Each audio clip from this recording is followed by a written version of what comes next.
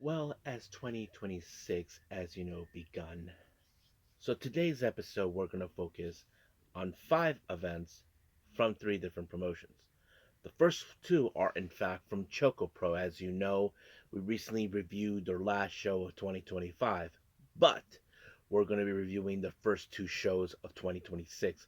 The first one, of course, happened on January 1st, number 498, and then, of course, the following day on January 2nd, number 490, 480.99. So basically, they're reaching 500. So we're going to see some really fun matches on this one. And then we move on, of course, with Stardom with New Year's Dream, a 2 show event in one day. Of course, this happened on January 3rd in Shinjuku Face. So we're going to see what happens in the day show, which features, of course, the main event, the number 1 contendership for the Goddesses of Stardom Tag Team title. So who will walk out as the winners? The Challenge BMI 2000, the members of Hate. And then, of course, we got the evening show featuring many matches as well. And not to mention, if you guys have been aware, I mentioned, of course, Alex Windsor making her debut on both of these shows. So this is going to be a lot of fun. And then we move on, of course, with AEW Collision. So as you probably know, for them, 2026 is already here. A lot of things are going to be taking place. So we have, of course, a number 1 contendership for the TNT title, so who will be facing Mark Briscoe. But the main event features Darby Allin taking on Yuta. As you know, Darby Allin is on a quest to get his hands on Pac, so we will see what happens then. And then finally, as always, we'll wrap up our episode as usual with some news updates to give you guys updates on what's been happening in the world of wrestling, such as what events the promotions are thrown out, who's booked, what matches are set, including developments that are happening in the world of wrestling as we speak. So, let's get ready for another episode of the Deleted Wrestle Zone.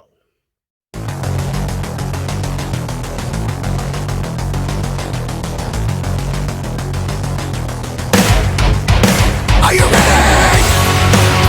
Get up, get up! Get up, get up! Get up, get up! Get up, get up! Get up, get up! Get up, get up!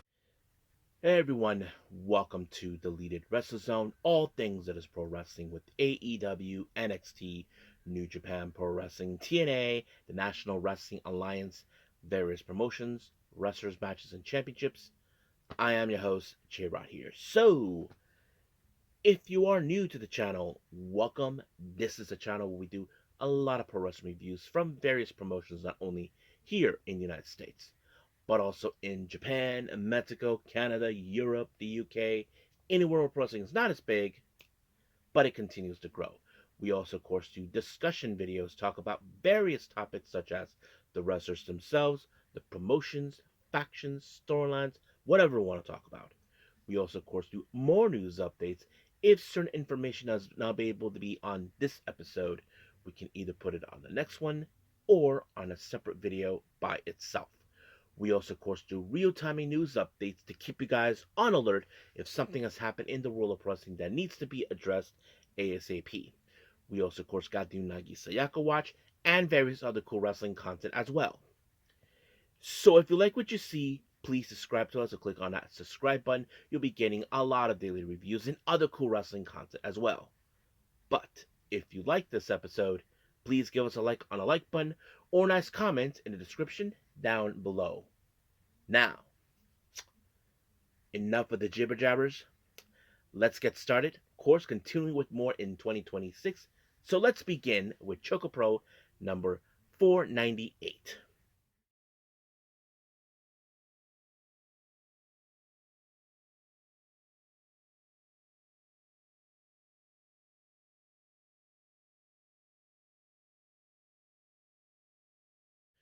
Okay, ChocoPro number 498. This, of course, was back in at you guys where, as always, this happened on January 1st, in case anybody asks. So we'll see how this will grow. But however, we, of course, are going to see exactly how it happened. Now, they opened up with the entire roster, mostly the ones who are part of the ChocoPro roster, not the regular, wrestlers who just come and participate from other promotions. These are the straight up ones that are from ChocoPro, such as like Mei Shruga, Emi Sakura, Miyatsuba, and a few others, that sort of thing. But of course, I don't know what it is. I'm not sure if they're like welcoming 2026 or whatever, or thank you, that sort of thing. But it's real nice. Now, our first match, of course, is Chiko Shikawa and Hagane Shino. They take on Kao Hiromi and Tokiko Kirihara. Now, obviously, for many of you know, sometimes makeshift tag teams will, most of the time they are, of course, they can succeed, but majority of the time it doesn't, due to you're just pushed with this person. We know that Hagane Shino and Chiko Shikawa, they have been a tag team for a couple of years. Of course, in the beginning for them, they were more. Hagane has often said to himself that he always felt that he was a protector for Chi, and Chi needed to pull up her own weight, which, of course, eventually Chi has been doing for the last couple of years. And now they are, if many of you don't know this, in the last big show, they are the current tag team champions. So that's pretty cool.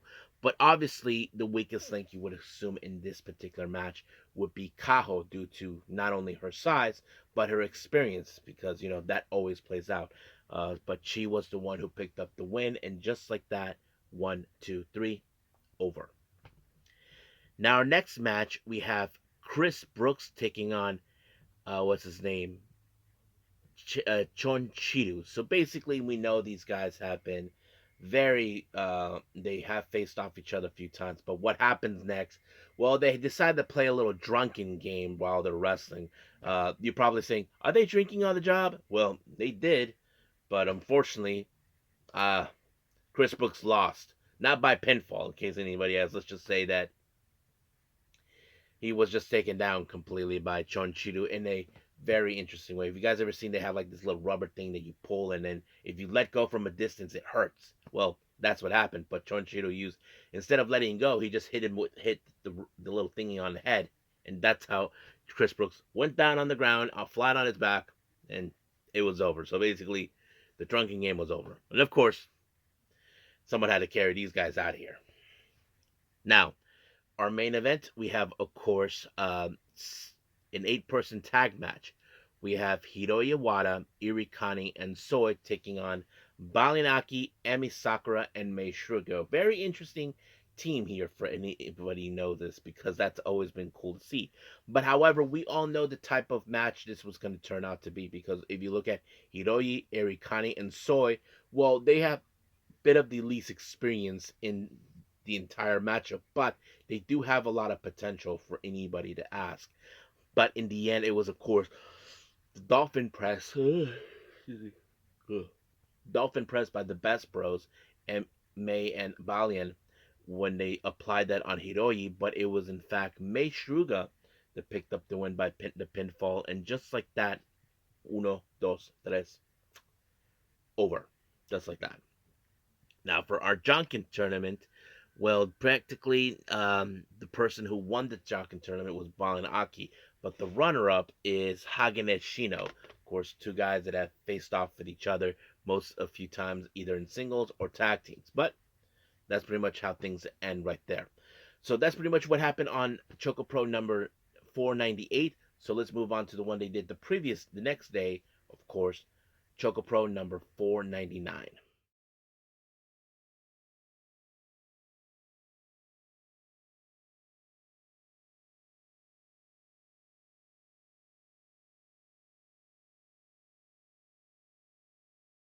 Okay, we continue with more with ChocoPro with number 499 in Ichigaya Square. This is also another new latest event from them that happened on January 2nd. So basically, not much of a big deal, but you know what it means. So, as you know, as I mentioned in the last review where I mentioned the roster comes out, well, they did the same thing again on this particular day, so I don't need to explain more of it.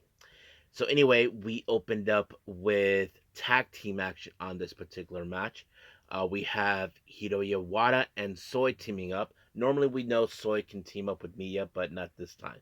But anyway, they face against Sayaka and Chiko Shikawa. Now, obviously, we know these two ladies have teamed up before because obviously, for those who may remember or not, Sayaka and Chi are part of the same generation together. They were both debuted around the same day. They even were trained together, and that sets it up right there. But when it comes to Hiroya Wada and Soy, well, we know exactly where their backgrounds is. We know that Hiroya is one of the most not recent wrestlers. They came out in 2025, and as for Soy, well, she's not originally from ChocoPro, but she's from Evolution, so you get my drift on that part. But however, when it comes to Chi and Sayaka, we know that they do have the capability to pick up wins. Do they have teamed up here and there, but not in a very stable team? We know that these two ladies have grown up. They have developed their wrestling craft as they should be. But in the end, it was of course Chi with the stretch muffler on Hiroyi, and just like that, Hiroyi had no choice but to tap out, and just like that, it was over. Our next match, well, I don't know how many times these two ladies have faced off. Emi Sakura versus Kaho Hiromi. Basically, many of you know, let's just say Emi Sakura is not much of a fan of Hiromi due to the fact of not only her age, but she kind of resembles a bit of Mei Shruga's childish ways. I mean, not in the bad way. I mean, we know that Balinaki has tolerated Mei Shruga's shenanigans a few times. But when it comes to Kaho, well, let's just say that Kaho, all she wants to do is have a bit of fun, be a bit childish in every way. But when it comes to Emi Sakura viewing her, well, it's more like, I can't believe I'm dealing with another child here. So, but of course, we know that Kaho has the capability to try to dodge bullets as much as possible due to her size. But unfortunately, it didn't do any well for her because she ended up taking the pinfall. 1, 2, 3. Emi Sakura picked up the win. Now, our last match, we feature a very interesting six-person tag match.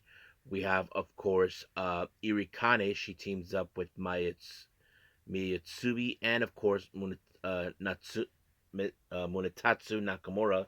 They face Tokiko Kirihara and the Best Bros, Balin Aki and Mei Shruga. Now, obviously, we know certain things about this. I mean, we know that Tokiko has teamed up here and there with Balin and Mei Shruga either in tag team setting or, that sort of thing. But, of course, it was their experience that was going to pick up the win. And in the end, it was Mei Shruga that picked up the win by pinning um, Irikane, in her way, and just like that, 1, 2, 3, done. Now for our Jonkin tournament, well, this one I did not anticipate this one, but the winner was none other than Emi Sakura. So basically, she was 2 for 2. But the runner-up is Balin Aki. So he could have won this particular day because he won the previous day, but nope, it did not happen. So that's how things end with ChocoPro. Now, we do know we haven't seen number 496, which was their big show. Hopefully, we get to see that soon. I know it's because we're in 2026. That happened in 2025, but we'll wait to see what happens. But for now, we'll end things here with ChocoPro. We're done with reviewing them. Let's move on, of course, with the two-show event in one day from Stardom, New Year Dreams. I think it's New Year Dreams. Yeah, New Year Dreams. Yeah, that's we'll go.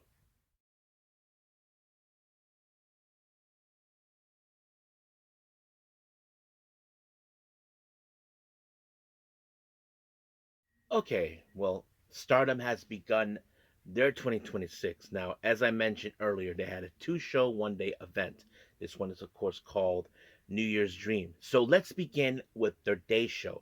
Now, both shows happened exactly in Shinjuku Face, but in case anybody asks where it happened. Now, first things first, it opened up with the contract signing. For those who do know, the following day on January 4th, Sayaka Mitani and Shuri will both their titles on the line. So it's a winner takes all match. Sayaka Mitani will put the New Japan Strong Women's Championship on the line against Shuri, who will be putting her IWGP Women's World Championship on the line as well. So, of course, the president of Stardom, Toru Okada, was there to, of course, to make sure everything is signed and sealed. And not to mention, both ladies have what they are going to say. Of course, Sayaka Mitani has, as you all know, she is the MVP of 2025.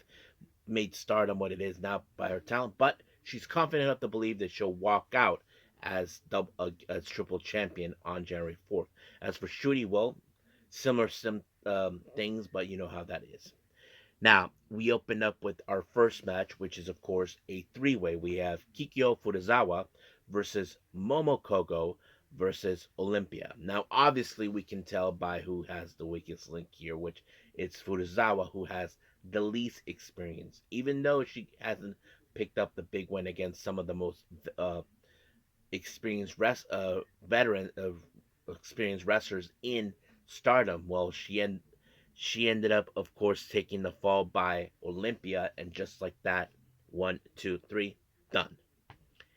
Our next match, we have the ladies from Hate, of course, Azusa Inaba, Raka, and Atsuko Tora taking on Maitoa Hamabe, where she teams up with Godzai, consistent of Kiyoka Kotatsu and Rana Yagami. Now, obviously, when it comes to Hate, we know that the usual methods are using tactics like distracting referees so they can use their unnecessary weapons, that sort of thing.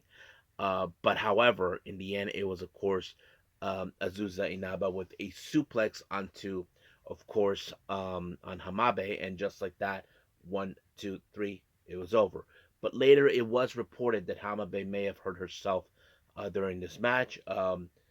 They haven't specified more on the situation, but we'll find out hopefully if she's okay. Now, our next match, we have Mi Vida Loca, consisting of Kira Kurigani and Bozilla, who we often see them team up. They face off against Rian and Hanako. Now, of course, obviously, we're going to see a bit of a hoss fight between both Hanako and Bozilla.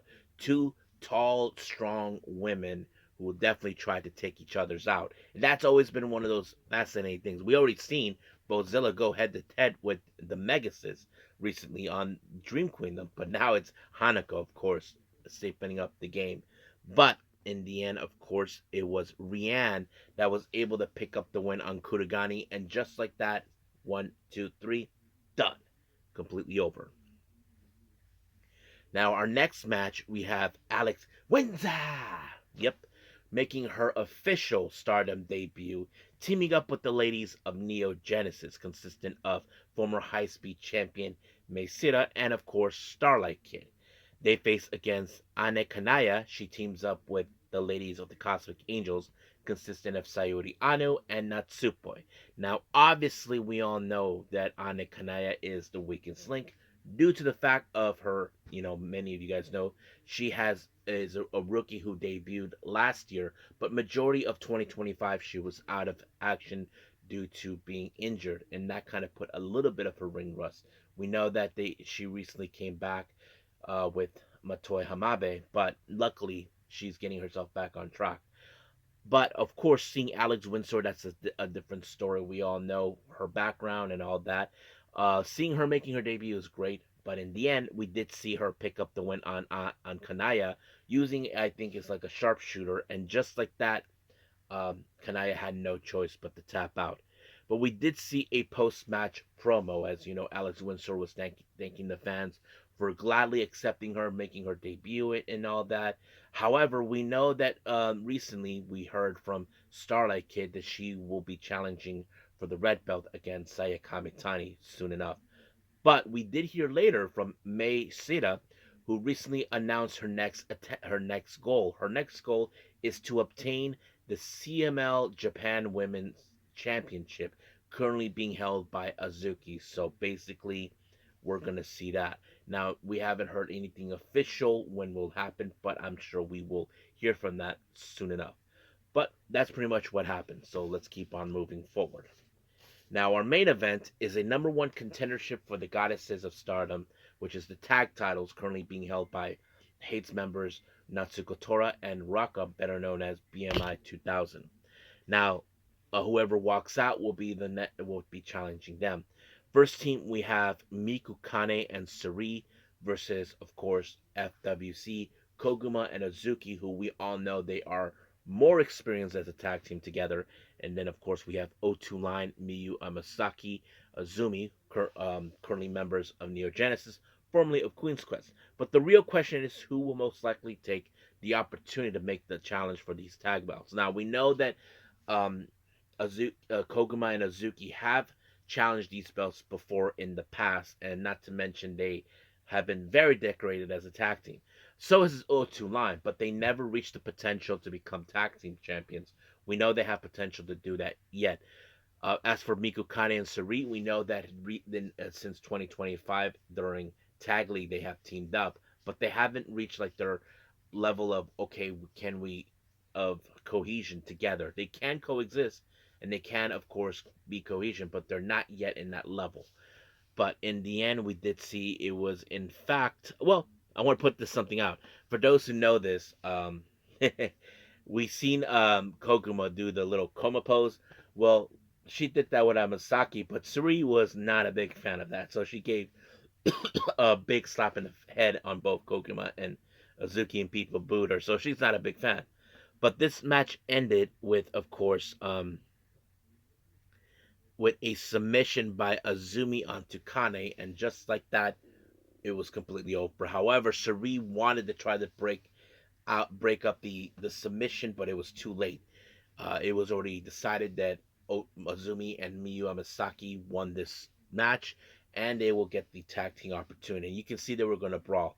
But in the post match, we did see, of course, Azumi seems like she wants to have a bit of a piece of her to that.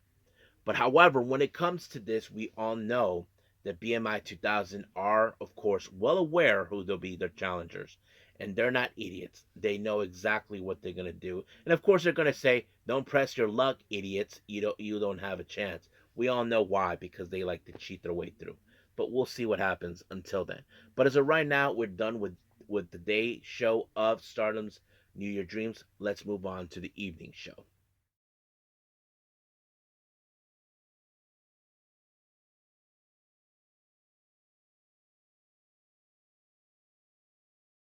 Okay, we continue with more with Stardom. Now we're doing the evening show that happened also on January 3rd in Shinjuku Face. Now, there was no opening thing like we did on the day show, but let's move on to it. Now, our first match, we have Ane Kanaya taking on Rian. Now, obviously, you can tell by certain standards who was going to pick up the win. Now, Ane Kanaya, as I mentioned before, as you guys know, much of 2025 she was out due to the fact of her injury. That kind of gave her a bit of her ring rust, but we do know she is determined to get back on track. But Rian was able to pick up the win, of course. No, never mind. It was Rina, of course. We've seen her dominance when it comes to when ever since winning the future belt. Now she is 1/3 of the artists. Well, Rina was able to pick up the win with her usual move, the submission, and just like that, it was over. Now, our next match, we have Yuria, him taking on Saki Kashima. Well, you can tell how this was going to end because Kashima, well, people consider her as a high speedster, so she picked up the win with the Kishikatse just like that. Now, our next match, we have God's Eye members, Rane Agami and Ame Suri takes on Saya Ida and Olympia. Now, one thing I do like about this match is Saya Ida and Olympia. They like to do their little flex muscles, that sort of thing. And I feel like they can become a pair, but I wouldn't be surprised if Saya Ida asked Olympia to join Stars. And I'm sure she'd probably be happy to hear that because they feel like, I can feel like, since they are a perfect match because they do have that same, body fitness type look that fits in. Uh, and of course, it was Ida that picked up the win with a lariat onto Yagami, and just like that, 1, 2, 3, over. Our next match, we have Hate members consistent of Fukigen Dev and Konami taking on Kikyo Furuzawa and Alex Windsor. Yep. So basically, Alex Windsor, well, I don't know if she knows exactly what she steps into because she has to deal with hate, which, of course, we've seen their usual tactics. But in the end, Alex Windsor picked up the win by applying a sharpshooter on Fukigen Dev, and I'm sure her Death, Fukigen Dev was not enough to put down Alex Windsor. So she quit, tapped out, over, just like that. Now, our next match, well, we did see a bit of a preview in the day show when it comes to Mi Vida Loca and EXV. As you know, they stepped up into a bit of a war with each other. Well, this time we have the other members that did not participating in the day show. Representing this time, we have Itsuki Aoki and Rina Yamashita. Suzuki, and the ones from EXV is Waka Tsukiyama, Zena, and Maika. Now, for those who may not remember, there is a bit of history with both Suzu and Maika. They have been teaming before, they have faced off each other, that sort of thing. But in the end, of course, it was Yamashita that picked up the win on Tawaka, and just like that, 1, 2, 3, it's over. But we did see a bit of a post-match promo. Zuzu had some things to say to Micah, so as you know, their history has been well documented together. So you probably can guess she is gloating about how things end for this particular day. Now, our next match, which is our main event, we have God's Eye, consistent of Tomoka Inaba, Lady C, and Hina. They take on the Cosmic Angels, all three champions. Of course, we have the current New Blood Tag Team Champions, Aya Sakura and Sayaka, better known as Sakurada, and of course, our newly crowned High Speed Champion, Yuna Mizumori. Now, obviously, you can tell by certain standards that the New Blood Tag Team belts will probably not be in play because due to the fact that the God's Eyes have already exceeded their 3 year or something like that. But of course, we did see a bit of a moment between Lady C and Yuna Mizumori. Like it seems like she may be aiming for the high speed belt. So that mostly obviously is going to play out. But in the end, it was a frog splash onto, of course, onto Kurara by Hina, and just like that, 1, 2, 3 is over. But of course, in the post match, we did some bit of attention. Lady C looking at Mizumori, and not to mention Aya Sakura looks at Tomoka Inaba. Now, for some of you may wondering why. Well, these two ladies do have a bit of a background when it comes to their martial arts style. Well, these two ladies are karate experts, so you probably can guess that. So that's pretty much what happened on the evening show. We're now done with Stardom. Let's move on with our last and final review, AEW Collision.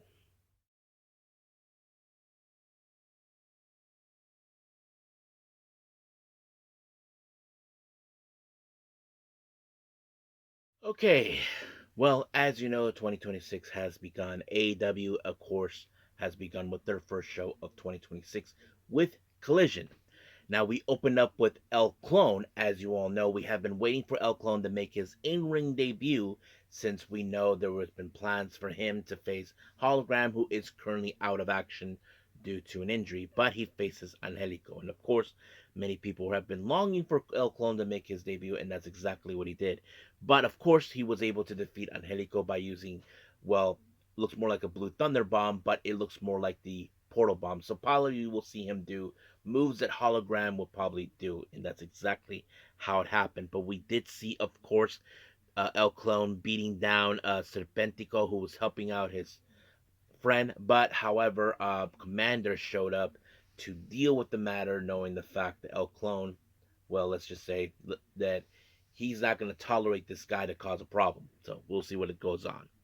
Now, we did see a bit of a video promo from Jon Moxley. As you know, he is the current AEW Continental Champion, talking about how prestige the belt's going to be, and not to mention the one person he truly respects, Shelton Benjamin, that sort of thing. So he can see that he has the qualities of what he's looking at. You know, he may not have some problems with him, but I'm sure he can highly respect them. Now, our next match, we have the Timeless Love Bombs, Mina Shirakawa and Tony Storm, taking on, of course, High-End and Maya World. As you know, these two ladies have recently been signed by AEW not too long ago. It was already officially announced. And not to mention, of course, we've been seeing them recently appearing in both AEW and Ring of Honor. But in the end, we did see Tony Storm that picked up the win by applying the Storm Zero onto Maya World, and just like that, 1, 2, 3, Tony Storm picked up the win for her team. It was over. However, while the celebration was going, well, Marina Shafir, someone who Tony Storm has been trying to get her hands on. Well, it just showed up out of nowhere. However, the reason is that Marina Shafir is teaming up with the Megasis, Megan Bain, to take on Rochelle Shanae, who we seen during the Jacksonville days, and she teams up with London Dior, I think that's her name. But obviously, we know how this match was going to be. It was Mercedes Moné that picked up the win by applying Mother's Milk onto Chanel, and just like that, it was completely over by referee stoppage. Now we went to the backstage area. We see the members of the Don Callis family, more specifically Josh Alexander, Lance Archer, and Hechicero. As you know, they determined to make 2026 more dominant for the family, and not to mention Josh Alexander gloating the fact that saying that Kaguchi Okada is going to be the one to bring glory to the Don Callis family by retiring Tanahashi. And of course, he's also mentioning Hechicero, who's involved in a number one contendership for the TNT title. And that's where we jump in next. Now, as you know, this was a match that was assigned, apparently, to find out who will be challenging Mark Briscoe. We did see Commander and Hechicero. There were some great spots. Now, Hechicero, no denying that he does have some great technical abilities. But when it comes to Commander, he has extreme high flight capabilities. And you would have thought he could have picked up the win, but nope. El Clone showed up and caused a problem. And of course, Hechicero picked up the win by pinfall. And I'm sure Commander will definitely get revenge on that.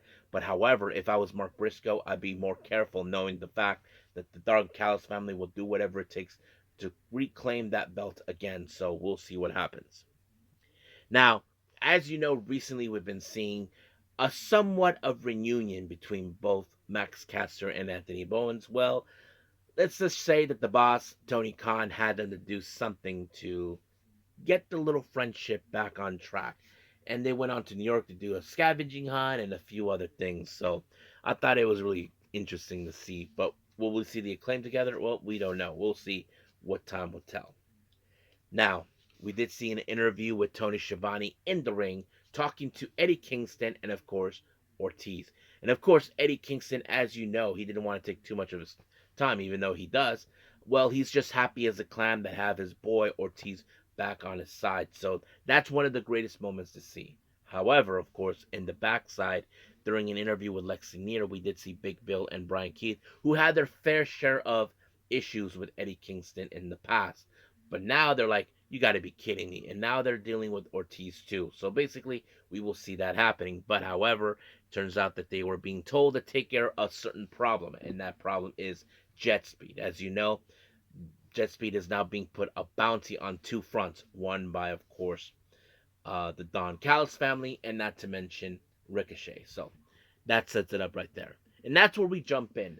Jet speed, Kevin Knight and Mike Bailey taking on Big Bill and Brian Keith. However, we know that the issue is Big Bill, who is in fact the bigger threat, knowing that his size and strength could destroy a person, and that they're trying to avoid him or try to isolate him as much as possible away, because you can tell that trying to take out Brian Keith could be an easy cakewalk, and that was much of the purpose that took place. But in the end, it was Kevin Knight with the UFO splash that put away the bounty hunter, and just like that, 1, 2, 3, done.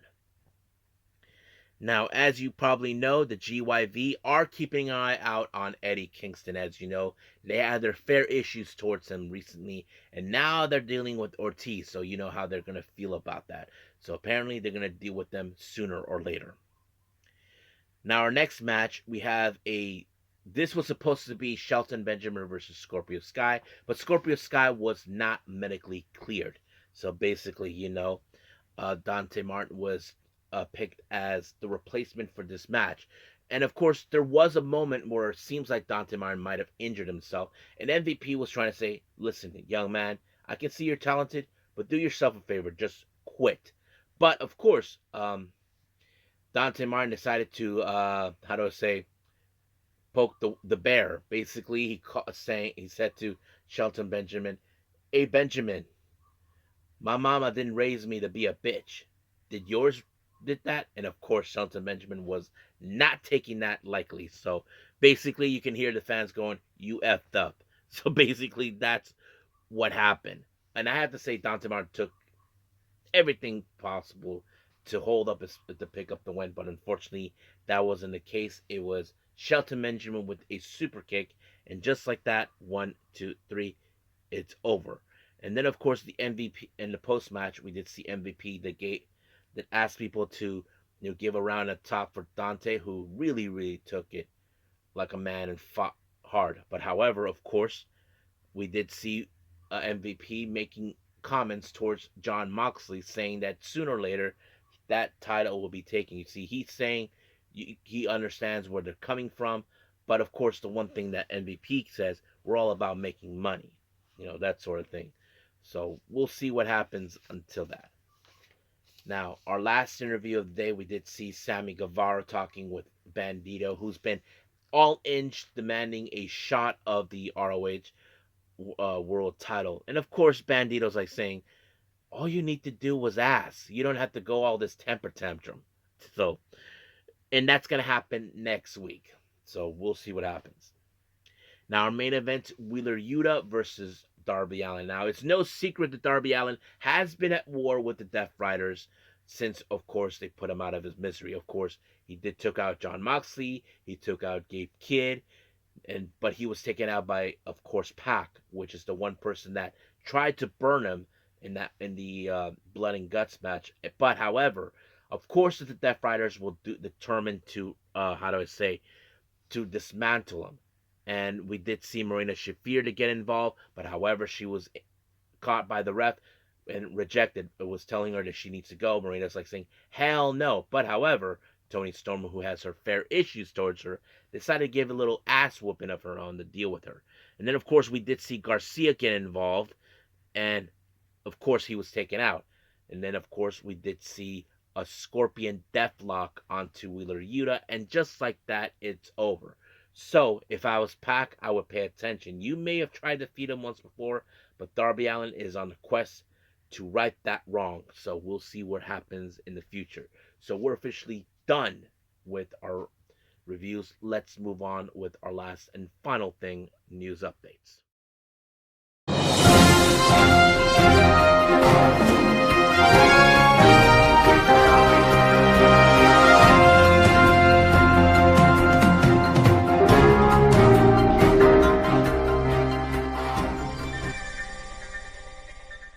Okay, so welcome to our news updates. So let's begin with upcoming events.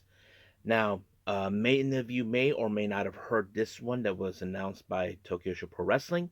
They announced Sarah Phoenix will be doing a tour with them, starting, of course, on the 17th of January in Yokohama, all the way to the 28th of February in, I believe it's called Kiruya or Kiriwa, somewhere around there. But yes, so that's what they announced.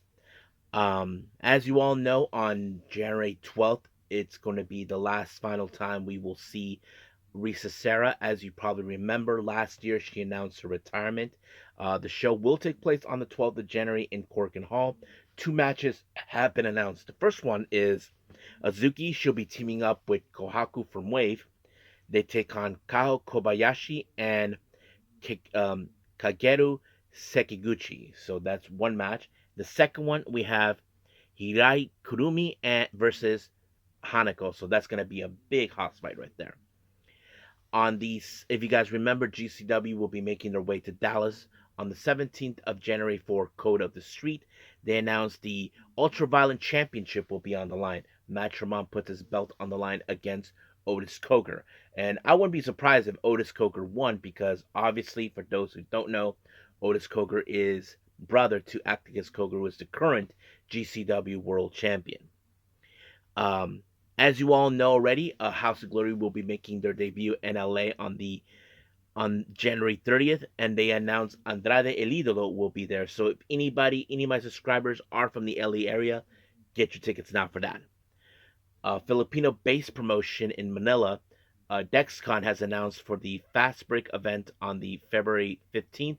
One of their own named Crystal will take on Lady Lee. Many of you may know her as Jin Tala in LFG and Evolve, who was recently released and currently dating Ilya Dragunov. And then we have, of course, Italian promotion SAJ Wrestling. They'll have the Grandeur Warp. They'll take on the 14th of May. They announced Joe Coffey will be participating. And many of you who may know him, he was in fact part of NXT UK, then NXT, and recent release last year, as you all know, with a bunch of with his guys from the Gallus Boys. So it's great to hear that he's doing well and he's going to be participating in other events. And then finally, of course, Stardom has announced that they will be making their way to Las Vegas for on 2026 for American Dream. This will happen around the week of um, WrestleMania weekend, so you guys can guess that. So that's pretty much it for our upcoming events. Let's talk about certain developments here for everybody. Um, New relationships have been alerted. It was announced that La Hiedra, many of you may know her. Not too long ago, I mentioned that she had issues towards Stephanie Vakir because it turns out that she's no longer dating Stephanie Vakir's former brother-in-law. Apparently, it was announced that she is currently dating La Parca, the new La Parca who is now today. And I was a bit surprised about that. Now, this one also related to new relationships that was announced. It's still unconfirmed yet, but I'm not sure. It was announced as saying that Kevin Knight may be in a relationship with Mara Sade. Some people were noticing certain things on their social media, certain words when they're talking to each other, that sort of thing. But if there's any information about that, I'll let you guys know. Okay, many of you guys know this guy, Stephen Borden Jr., who is the son of Sting. Well, it was already told that it was doing a Ring of Honor tapings that happened right before Collision. So most likely we will see him in the upcoming Ring of Honor events. So it's that's pretty nice. And his opponent that he was facing is was John Cruz. Yeah. So basically he'll be his opponent. And then finally, if you guys know, I mentioned about Madison Rayne talking about her retirement thing. Well, this is exactly what she said. Let me read it out to you guys so that way you get a clear thought what she says.